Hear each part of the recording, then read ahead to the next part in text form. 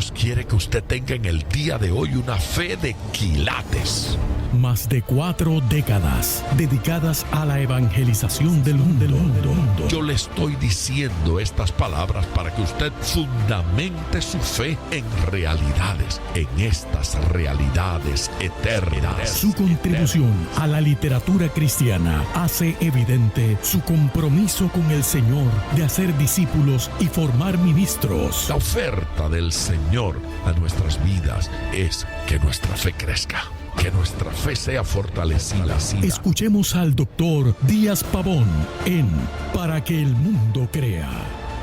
Reciba la paz del Señor con mi saludo. Qué alegría poder saludarle nuevamente en otro programa de estos, Para que el mundo crea.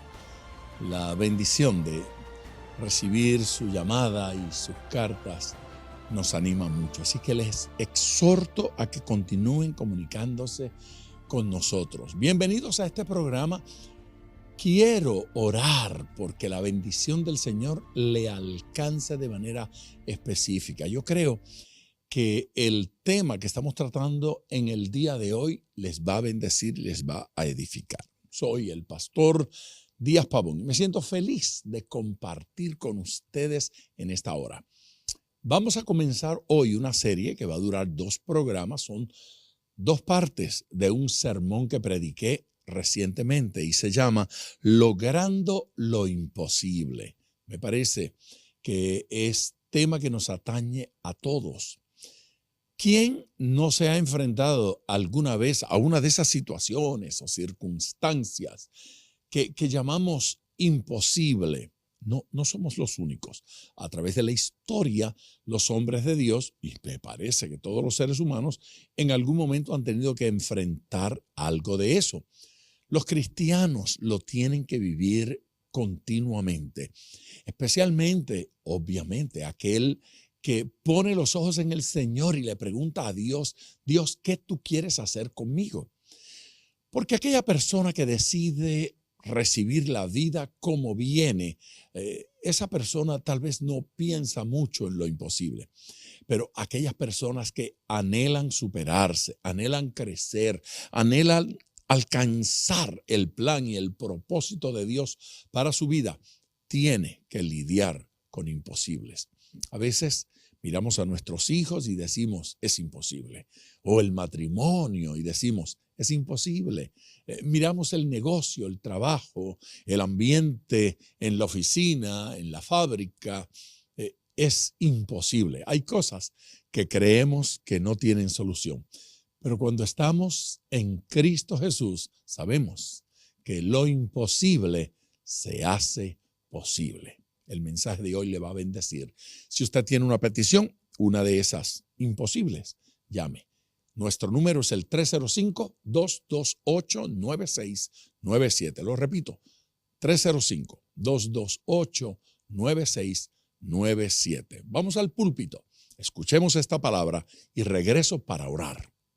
Lo imposible a veces resulta posible y usted no sabe cómo, pero cuando frente a nosotros tenemos una escena que es totalmente imposible, ponga manos a la obra.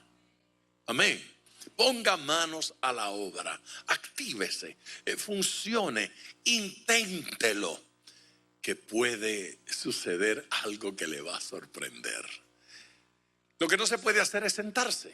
Lo que no se puede hacer es deprimirse. Lo que uno no puede hacer es darle la espalda. Evangelio según Mateo, capítulo 28 y versículo 19. Por tanto, y voy a leer solo la primera parte del versículo, id y haced discípulos a todas las naciones. El auditorio que estaba recibiendo estas palabras del Señor era pequeño, no era muy abundante. Allí estaban los apóstoles, 12 apóstoles, 12 discípulos del Señor que están recibiendo la gran encomienda. Lo llaman la gran comisión. También se le pudo haber llamado el gran imposible, porque era imposible. Comisión imposible, sin posibilidades. Seguramente la primera reacción de los discípulos debe haber sido asombro, porque es asombroso que el Señor nos esté mandando a evangelizar, dice aquí, a todas las naciones. No era a algunas naciones, el mandato era ¿a qué? A todas las naciones. Era como para mirarse los unos a los otros y preguntar, ¿nosotros? ¿Nosotros 12? Alguno diría, bueno, tenemos el otro equipo. El Señor tenía un segundo equipo, aparte de los 12, que se llamaban los 70. Estos eran los de la avanzada. Eran 70 hermanos que llegaban a las ciudades antes que Jesús. Llegaban allá a orar por la gente, a predicar, a evangelizar, a orar por los enfermos, a reprender los demonios. Esos 70 además anunciaban que Jesucristo venía en camino y decían cuándo el Señor iba a llegar a la ciudad. Así es que el ambiente estaba creado, era una atmósfera tremenda cuando el Señor ya entraba a ese lugar. 70. Pero el problema es que durante el ministerio de Jesús, 3 años y meses, apenas habían alcanzado parte de Israel, parte de un país pequeñito, un país que hace un rato mi nieto Matthew me dijo, abuelo, ¿a dónde vas este año? Y le dije, este año voy a Brasil, el año que viene. Él dijo, aquí está Brasil, porque tenía un mapa del mundo en las manos. Aquí está Brasil. Le dije, voy a Venezuela. Aquí está Venezuela. Voy a España. Acá está España. Voy a Israel este año. Y él no encontraba Israel. Y estuvo buscando, y yo le dije el área del mundo donde estaba, pero no podía encontrar Israel, porque es un país pequeñito. Ese país pequeñito Jesucristo no lo evangelizó en la totalidad, ni siquiera con la ayuda de los 12, ni siquiera con la ayuda de los 70 en 3 años y tanto de trabajo ministerial y de trabajo evangelístico. Y ahora a este pequeño grupo, a veces con actitudes pusilánimes, cobardes, dejados, que andaban con ciertas peleas entre ellos, habían chismes y comentarios impropios entre los discípulos. Es decir, no eran perfectos. ¿Alguien se sorprendió? Nadie se sorprendió. No eran perfectos. ¿A nosotros nos estás dando esa encomienda? ¿A nosotros nos estás encargando la evangelización del mundo? Señor, ¿no tendrás tú mejores opciones? ¿No habrá gente mejor preparada que nosotros? Habían varios problemas reales. La tarea era mundial, al mundo entero. Había escasez de obreros. Con los que tenemos no es suficiente. Eso suponía un problema logístico. ¿Cómo hacemos para cubrir todo el mundo? Y ellos no tenían todavía conciencia de que existían las Américas. Sin ese nombre todavía, pero ni sabían que eso existía. Así es que el mundo conocido, aquellos continentes, enormes continentes, tenía que ser motivo de asombro, tenía que ser impresionante estar usted con un grupito que luce insignificante, un grupo que no parece tener los mayores recursos, y recibir una comisión como esta: id y haced discípulos a todas las naciones. No es posible, Señor, es imposible. Pero me parece que hoy hemos pasado del asombro al temor. Ya no solo estamos asombrados de la gran comisión, ahora parece que tenemos miedo.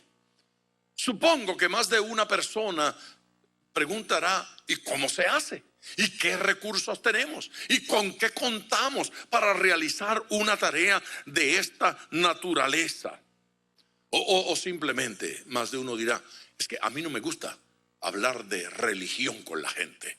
Hay dos cosas que yo no le hago a un amigo: hablarle de política o hablarle de religión, porque son cosas que se parecen mucho.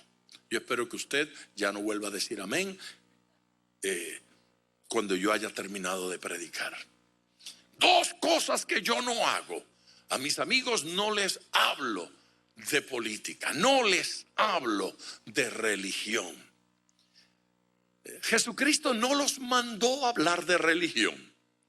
Jesucristo no los mandó a hablar de política. Jesucristo los mandó a hablar de eternidad, de su salvación, de nueva vida en Cristo. Esa es la gran comisión, la enorme comisión que le fue dada a aquel grupito y que nos es dada a nosotros también. Vayamos al libro de los Hechos, por favor. En el capítulo 15 y versículo 14. Allí se reflejan dos cosas. De un lado, un remanente fiel, es decir, una gente que dijo: es imposible, pero vamos adelante. Es imposible, pero vamos a intentarlo. Es imposible, pero esforcémonos. Versículo 14. Está hablando aquí Jacobo, uno de los hermanos de Jesús, el que escribió la carta de Santiago en el Nuevo Testamento, uno de los que creyeron después de la resurrección. Señor, présteme atención, fíjese bien. Sí, con usted estoy hablando, o sea, con todo usted.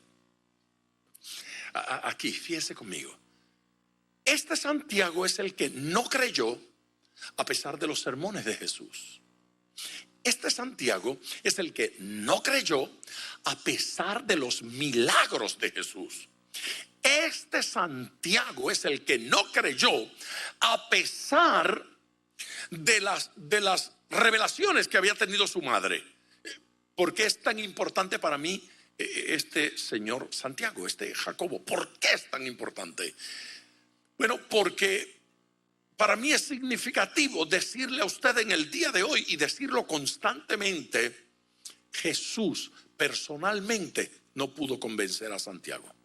Santiago se crió diciéndole a Jesús cositas como, por ejemplo, tú no querías predicar en Jerusalén, ahora echa para allá. Cuando lo estaban buscando, dale, mete mano. Si tú quieres ser conocido, ve a la gran fiesta y allí exponte y haz tus milagros allí. Santiago no creía en Jesús. Tal vez creía que era un buen hermano, pero no creía que Jesucristo era Dios. Los milagros de Jesús no convencieron a Santiago. Los sermones de Jesús no convencieron a Santiago. ¿Cuándo fue que Santiago creyó? Es importante esto para mí y lo digo con mucho énfasis. Toda mi vida lo he hecho. Porque Santiago no era fácil de convencer. Santiago no iba a decir gloria a Dios porque era su hermanito.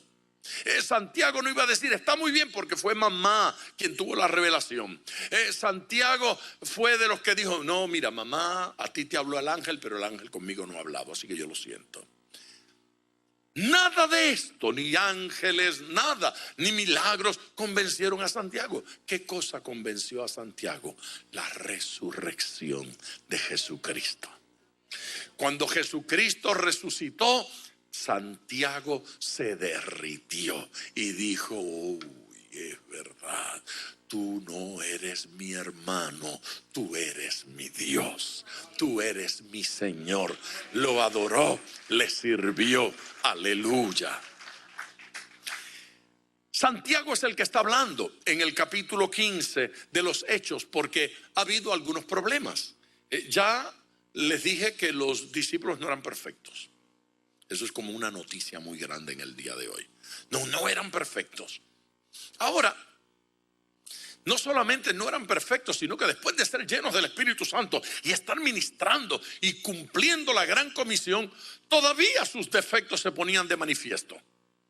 Todavía habían peleas y situaciones entre ellos. Tuvieron que llegar a Jerusalén. Y Jacobo, este Santiago, fue el que tuvo la palabra sabia para armonizar las peleas entre Pedro y Pablo, especialmente entre los discípulos de Pedro y los discípulos de Pablo. Había una guerrilla allí, así que no le parezca extraño que en su iglesia también ocurra. No le parezca extraño que en su casa también ocurra. Es que yo soy parte del ministerio tal en la iglesia, pero allí hay ciertos conflictos.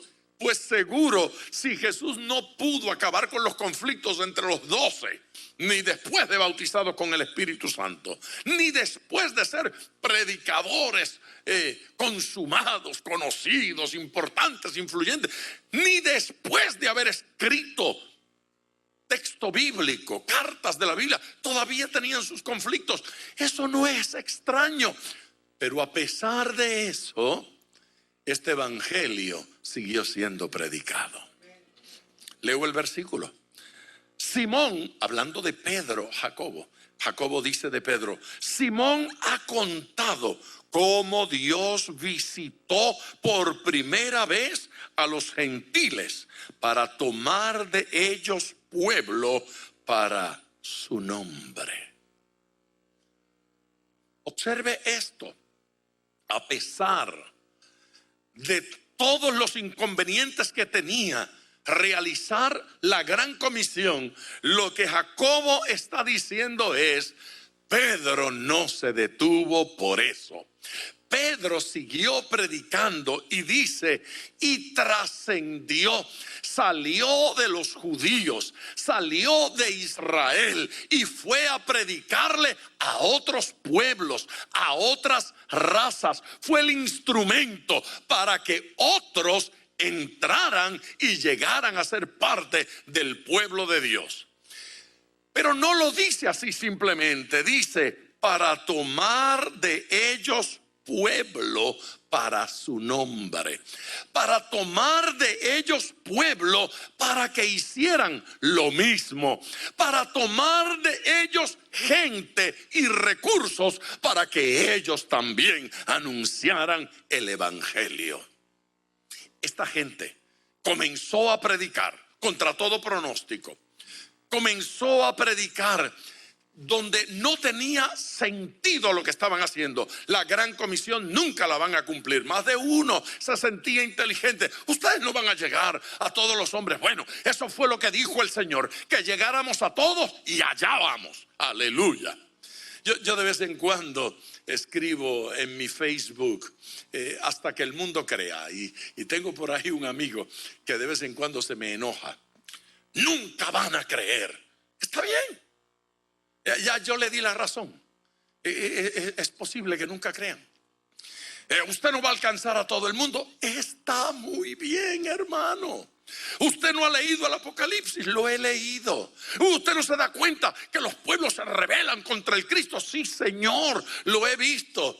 Y bueno, el Señor me dijo que predicara para que todos crean. Entonces, como Él me dijo que hiciera eso, contra todo pronóstico, yo lo voy a hacer. Yo voy a predicar. Pero yo tengo una historia que contarle. Esta gente comenzó a predicar. Esta gente comenzó a ministrar. Y ocurrieron cosas extrañas, contradictorias. Pedro predica en Pentecostés y se convierten miles con un solo mensaje. Pedro nunca había vivido esa experiencia. ¡Qué extraordinario! Un solo sermón.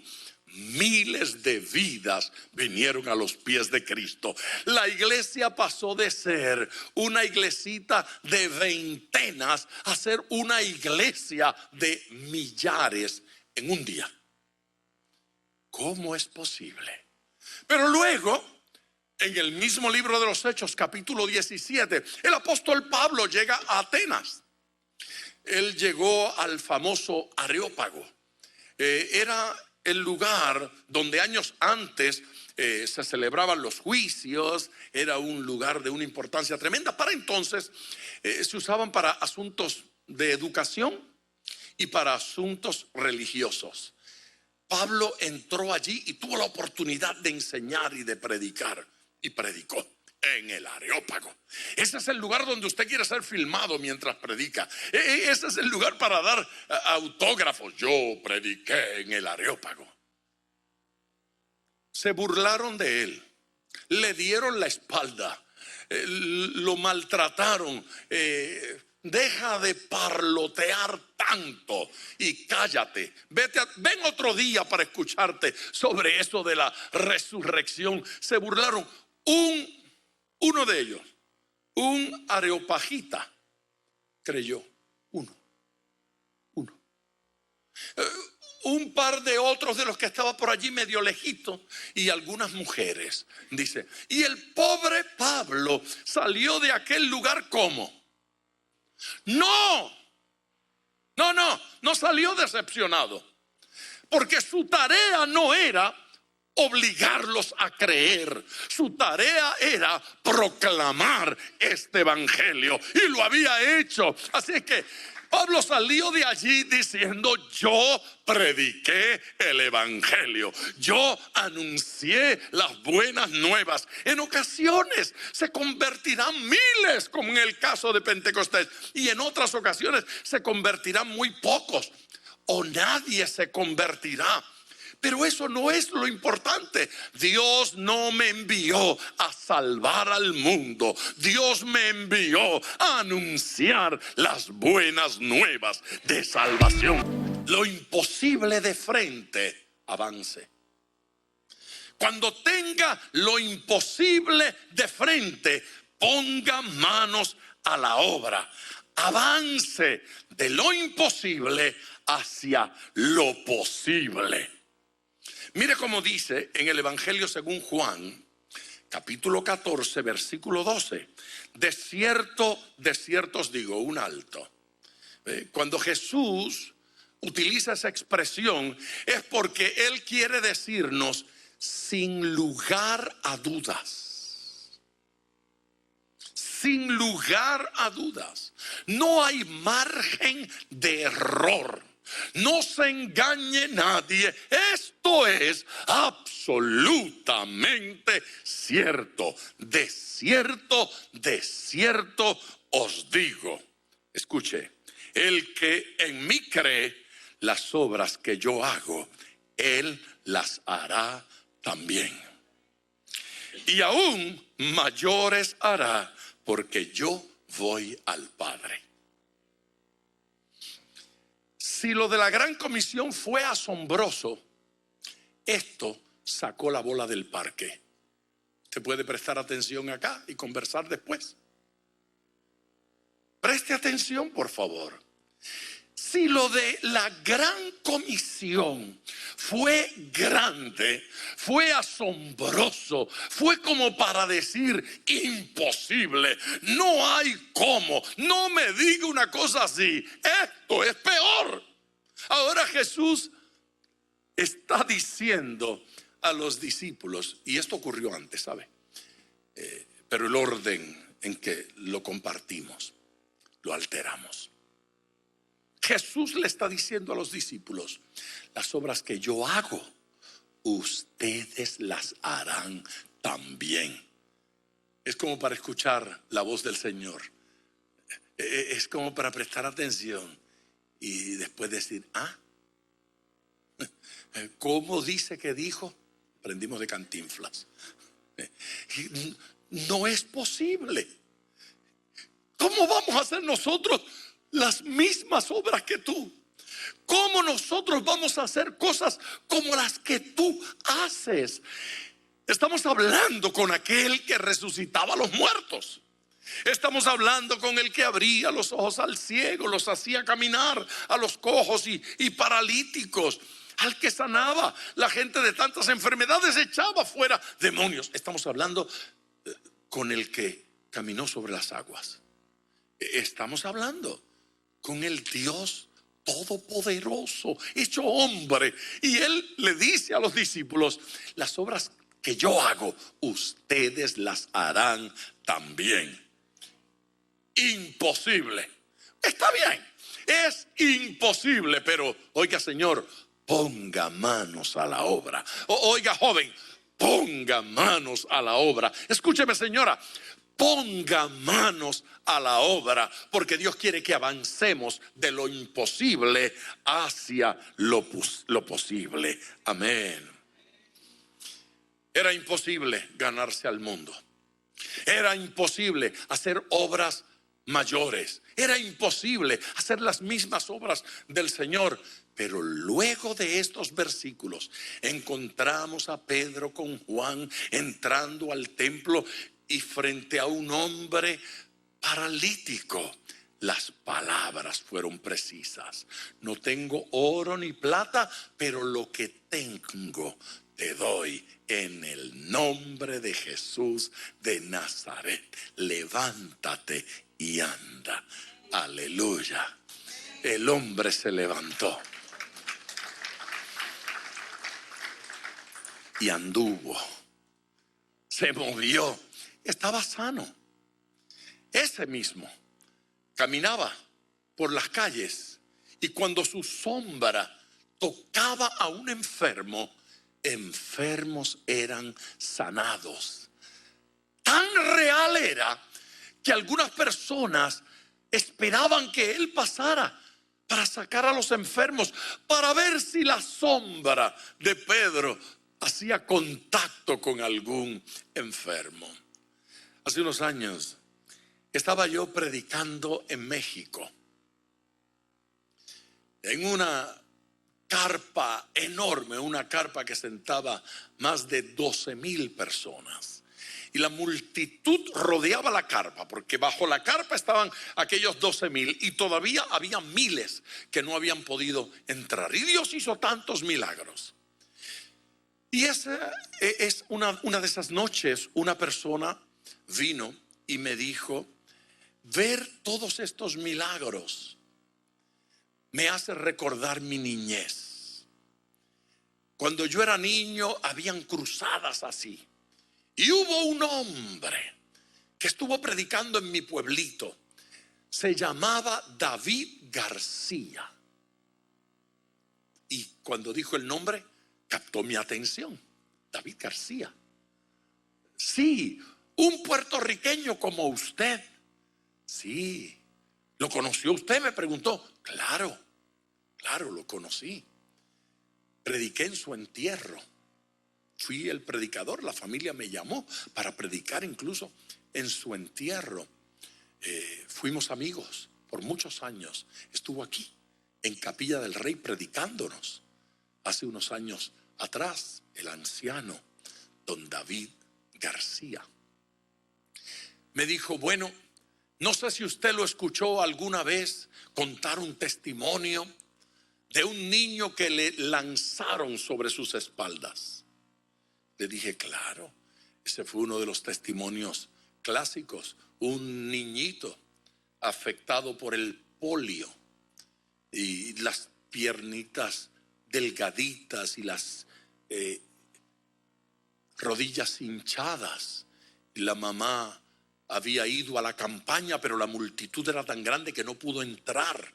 Entonces ella quedó esperándolo y supo dónde él se hospedaba, y cuando iba pasando por la acera corrió tras él, pero como no podía avanzar casi le tuvo que lanzar el niño.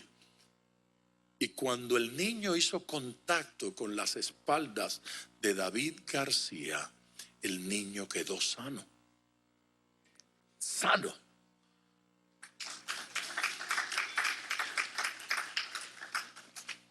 Entonces, usted conoce la historia. Sí, yo conozco la historia, ¿cómo no? Me dijo: pero usted no conocía al niño. No, yo fui ese niño. Fui yo el niño que mi mamá lanzó contra las espaldas de don David García. Las obras que yo hago, las haréis también. Gloria a Dios. Y Pedro lo vio. Y David García lo vio. Vio a Dios haciendo aquellas obras. Pero entonces Jesús todavía volvió a batear y dijo: y aún mayores haréis. Y uno dice: no es posible. Ahora sí, Señor, ahora sí exageraste demasiado. ¿Cómo que mayores haréis? Ustedes van a hacer cosas que yo no he hecho. Escúcheme bien, iglesia. Antes de que aquella primera generación, antes de que aquella generación que estaba escuchando a Jesús diciendo: id y haced discípulos a todas las naciones y de predicar el evangelio a toda criatura, antes de que aquellos que escucharon lo imposible murieran, ya habían iglesias en todo el imperio romano. Lo imposible comenzaba a suceder. Jesús no había predicado en otros países, ellos sí. Jesucristo no había fundado iglesias, ellos sí. Jesucristo quedó con 12 apóstoles, ellos ya tenían cientos de apóstoles. A Pablo le nacieron más hijos, y a Pedro y a Juan y a los otros apóstoles, otros que comenzaron a ir a donde ellos, los apóstoles, tampoco habían llegado. Se multiplicaron los evangelistas, y cosas que Jesucristo no había visto, estos comenzaron a ver. Aleluya. De Jesucristo solo lo recordamos una vez escribiendo, y eso en tierra. Pero el apóstol Pedro, el apóstol Juan, el apóstol Pablo escribieron cartas que Jesús nunca escribió. Cartas que se multiplicaron, y cuando parecía que ya los copistas no eran suficientes y escribirlas a mano era tan difícil, al Señor se le ocurrió darnos una cosa que se llamó imprenta. Y tuvimos la imprenta, y vino de parte de Dios. Aleluya. Y el primer libro que fue impreso fue la Biblia, y se multiplicó. Con ustedes ya en tiempo de oración. Hermosa palabra, poderoso mensaje y edificante, nutritivo. Si usted se anima a orar por aquellas cosas que había abandonado, aquellas cosas que había pensado, eso no lo puedo lograr, eso no lo puedo alcanzar, sepa que fue el Señor Jesucristo quien dijo que si creemos, si somos capaces de creer, haremos cosas grandes, cosas mayores, cosas de dimensiones extraordinarias. Llame ahora, permítame orar por su petición. El número es el 305-228-9697. 305-228-9697. Padre eterno, oro con este pueblo, Señor, que nos comparte en el día de hoy a través de correos electrónicos, a través de las redes sociales y a través del teléfono, sus peticiones. Gracias por la respuesta hermosa que tenemos a cada programa y a cada mensaje, a cada enseñanza. Yo te pido, Señor, que obres milagros en el día de hoy, el milagro de la transformación, el milagro del cambio, el milagro de ver e interpretar las circunstancias de forma diferente. Yo te pido, Señor, que dado que has hablado a los corazones y a las conciencias en el día de hoy, que provoques el milagro de que las conciencias despierten a una relación contigo profunda, a una relación contigo íntima, a una relación personal contigo. Muestra tu gloria y tu misericordia en el día de hoy. En el nombre de Jesús, nuestro Señor. Amén. Gracias, mi gente, por acompañarnos en Para que el Mundo Crea. No olvide, mañana estaremos aquí, misma hora y misma emisora. Un abrazo. Hasta mañana. Gracias por sintonizar Para que el Mundo Crea con el Dr. Díaz Pavón. Nuestro ministerio desea brindarle acceso a este programa descargando gratuitamente la aplicación DPM Radio. Para oración, comuníquenos su necesidad llamando al 305-228-9697. 305-228-9697 o en las redes Facebook e Instagram bajo Díaz Pavón Ministries.